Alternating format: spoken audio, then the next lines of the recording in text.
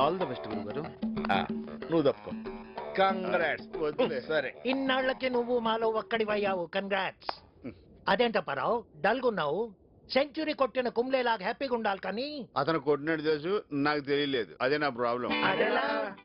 అంటే అది మత్తులో మత్తంటే నువ్వు మందు కొట్టడం కూడా అలవాటు చేసుకున్నావా అప్పారావు? అది నిన్నే. ఫస్ట్ మ్యాచ్ లోనే డబుల్ సెంచురీ అదర్ కొట్టేశావయ్యా. అందుకనే మంచైనా చెడైనా నా జీవితాన్ని ప్రవళికి అంకితం చేసేద్దాం అనుకుంటున్నాను. ఏంటి ఒకసారికే? మరి ఇంకెన్నిసార్లు? ఏమండి, మీరు అనుకుంటున్నాడు చదివి పారేయడానికి ఆమె లైబ్రరీ బుక్ కాదు, భగవద్గీత.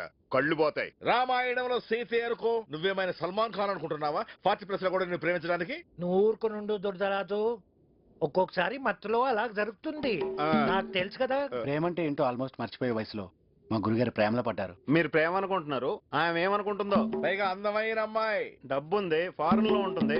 ఒక్కరోజు పరిచయంతోనే నీతో గడిపిందంటే నమ్మలేకపోతున్నానయ్యా. మీరు నమ్మితే ఎంత, నమ్మకపోతే ఎంత? అది కాదు రాజేషు.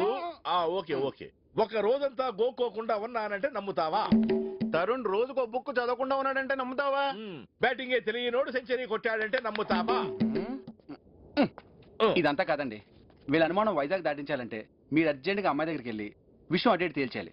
అంతేనంటావా?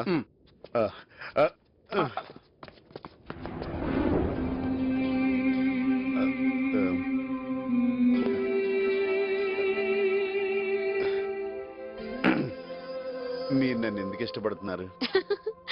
ఎందుకు ఇష్టపడకూడదు? నేను 40+, ఇంకా పెళ్లి కాలేదు కాబట్టే. నమ్మితే ఏ పనిని సిల్లిగా తీసుకోరు, లైఫ్ లో బాధ్యతగా ఉంటారు. నెక్స్ట్ పెళ్లి కాలేదన్నారు. పెళ్లి కాలేదు కాబట్టే మనం ఇలా కలిసి ఉన్నాం. మీకు పెళ్ళైనా నాకు పెళ్ళైనా మన పరిచయం ఇంతవరకు వచ్చుండేది కాదు. సో నన్ను మీరు తొందరపాటు మనిషి అనుకోకర్లేదు. నేనెందుకు అలా అనుకుంటా అండి? మిస్టర్ రావు, నా లైఫ్ ఏంటో నాకు క్లియర్ గా తెలుసు. నేను లండన్ లో డిజైన్ స్టూడియో స్టార్ట్ చేయాలనుకుంటున్నాను.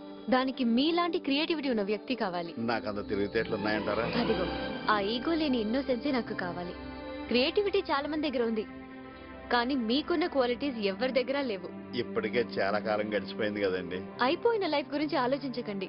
ఫ్యూచర్ లో మనం సాధించబోయే విజయాల గురించి ఆలోచించండి. నాతో వస్తే ఇద్దరం కలిసి పార్ట్నర్స్ గా బిజినెస్ స్టార్ట్ చేద్దాం. పార్ట్నర్స్ గా బిజినెస్? బిజినెస్ మీదే, నేను జస్ట్ స్లీపింగ్ పార్ట్నర్. మీరు నా పక్కనుంటే నా గోల్ రీచ్ అవ్వగలనని నా ఫీలింగ్. మీరు ఎక్కడ ఉండమంటే అక్కడ ఉంటాను. Thank you very much. ఇంకో విషయం, మిమ్మల్ని మీరు తక్కువ అంచనా వేసుకోవడం మానేయండి. 40+ అయితే ఏంటి ప్రాబ్లం? అసలు నిన్న మీరు ఏం చేశారో గుర్తుందా? సారీ అండి. It happens. మీతో పరిచయం నా అదృష్టం. నాలో ఇన్ని క్వాలిటీస్ ఉన్నాయని మీరు తప్ప ఎవరు చెప్పలేదు. నాలో నేనే కొత్త రావుని చూస్తున్నాను. నేను ఈ విషయంలో వెనక్కి తిరిగి చూడక్కర్లేదు కదండి. అసలు ఏ విషయంలోనూ వెనక్కి తిరగక్కర్లేదు.